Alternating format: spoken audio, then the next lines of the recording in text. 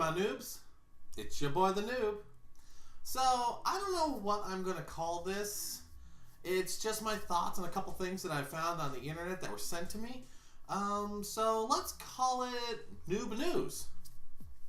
So I've got 3 stories from the internet that caught my eye and I want to talk about them. So we've got one that's kind of a rant, one that's a great thought, and one I can't wait to see. So let's check out these stories.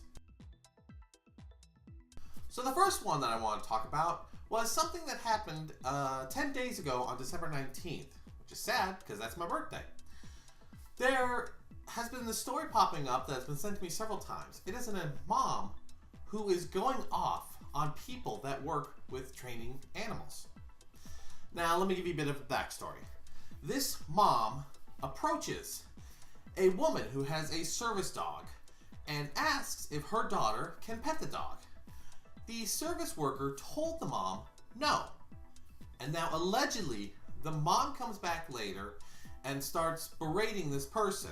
Now, at this point, a video started recording, and you could see that the mom, as I would like to call it, is one of those entitled people. She's already talking with the owner, who, first of all, it tells her, "I'm the owner," and this lady then has the gall to ask, "Is there someone higher than you?" Lady, this isn't an RPG game. That's the owner. That is the final boss. She does not have a second form. She does not become Ultra Owner. No, that's it. That's her. Stop with your attitude. Second, she complains in the video that there should be signs out. Now, first of all, I have worked with service animals. I have been around them. I know how they're supposed to be worked with. And I can tell you this much. They have a vest on. On the vest clearly says, "Do not pet." If they are in training, there's usually a training sign on the animals. And another thing, lady, this is not your dog. This is their dog. They do not have to be polite when they tell you no. I have animals. I used to own dogs. If someone asked if they could pet my dog and I wasn't in the mood, guess what I said? No. I did not say, "Oh no, I'm sorry, not today." No. Let me put it this way.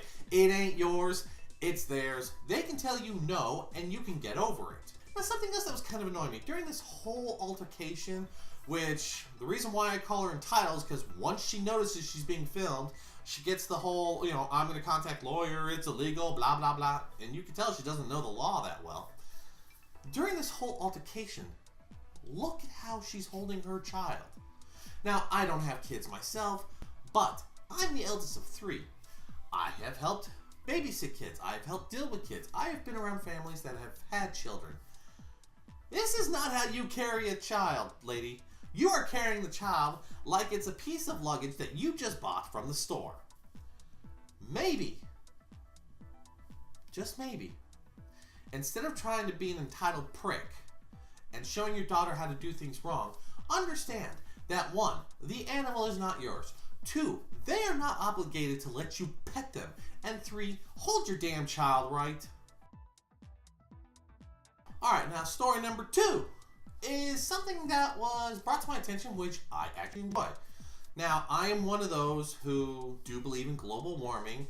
I believe we should be using as much green energy as we can, and any ways to reduce the use of coal or any other thing that damages our earth, I am all about it. So when I read this story, I had to share. So it seems Portland is going to start generating electricity from their flow of water in pipes. Now, you might be wondering, why is that something newsworthy? Well, let me tell you about it. A company called Lucid Energy has partnered up with Portland, Oregon to replace some of their pipes with hydroelectric generators. Basically, the flowing water in these pipes is going to create free electricity. Now, some people might complain that's not 100% free, but it's not going to be using coal. It's not going to be using anything that causes any sort of damage to the earth. It's going to use the natural flow of water through these pipes to create electricity, which is going to go back into the service of the water. Now, see, for me, I love ideas like this because this means the water company is going to be generating electricity, which is going to go back to them, which means they're going to need to use less electricity from other sources. What does that mean? Well, one, cleaner earth, and two, that means, if possible, people who have to pay for water, their bills will reduce. I don't know how your bills are. I don't have to pay for water, but I do have to pay for electricity and stuff. So if there were companies that could do more of this and reduce the price of my bills, I'm all for it. Think about a city like New York City. That island alone, you have to imagine there's gotta be thousands upon thousands of gallons of water just flowing underneath it every day. Could you imagine if they stuck these turbines in and created electricity from it? Think about that. That electricity could be used to power that city. What happens if a city like New York City was able to go green on electricity? Could you imagine the amount of damage to the earth we could reduce from that? Now, I'm all about that. And the other thing that's cool about it is because if they were to put these new pipes in, that means they're replacing old pipes. So you're actually killing two birds with one stone.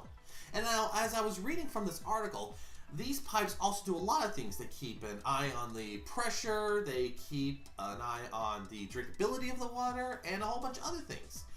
That alone means that this one project is doing a lot of things.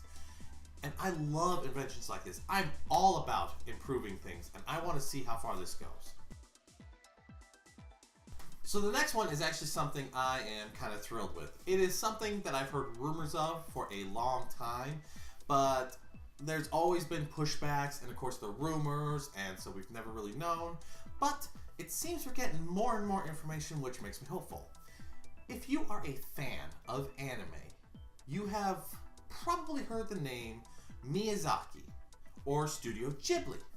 Now, what could I be talking about? Well, Studio Ghibli has been in the works to create its own amusement park.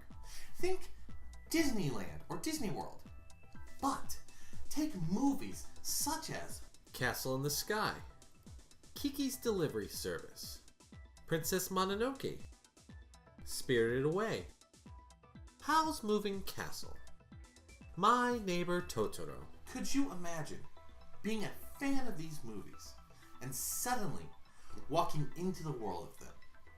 Well, they're now starting to put out concept art of how this amusement park is going to work. And from a lot of the information I'm finding out, including the article I just recently read, it looks like they are slated for 2022.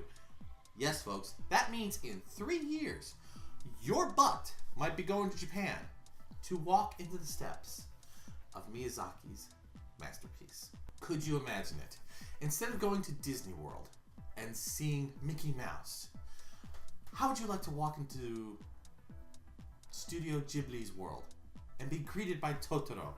Would you feel hungry? Would you like to go to Spirited Away's land and go to that gorgeous feast that they're always showing? Want to walk a nature trail where spirits will walk beside you? Princess Mononoke is the perfect place. This amusement park is something I am thrilled about. Now, I love amusement parks, but being that I'm tall and I'm big, I don't get to ride a lot of rides. And for the fact that I hate standing in line. So imagine my excitement to learn that more details about a studio, realize a studio that makes people's imagination go wild, is going to have an amusement park. I want to walk through this amusement park. I want to see the sights. In fact, I'm the kind of person that when I do go to Japan, I already know I'm going to the Studio Ghibli Museum. So to be able to go to an amusement park is something I would be excited for. Anyways, those are just 3 stories that caught my eye this week. I wasn't sure what to call this segment. Like I said, I've called it Noob News. I might actually continue that. Maybe do it a weekly thing? What do you think? Anyways, these stories caught my eye. Is there any stories that caught your eye that you would like me to look at and maybe talk about? Let me know. I'm the Noob. I've enjoyed talking with you, and y'all have a good day. See ya.